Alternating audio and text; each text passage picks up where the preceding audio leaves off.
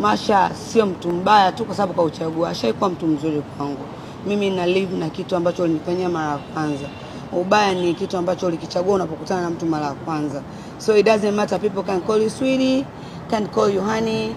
Mimi sio mbaya kwangu, mimi naamini ni dada yangu. Masha na umri karibia na mama yangu mzazi. Yeah. Naongea ukweli. Lisa na Masha wanakaribia na umri. Mwenye simpati. Mimi nimemfahamu Masha nikiwa shule. So nampenda sana na naamini haya ni maisha yanapita. Yeye kachagua uadui na kachagua kuniumiza, ila mimi sio mshiriki na Masha. Acha. Siwezi, unaniumiza. Kwa hiyo ananipotezea muda, anipotezea energy. Yes. Gigi ni mtu wa aina gani? Real. I'm real, honey.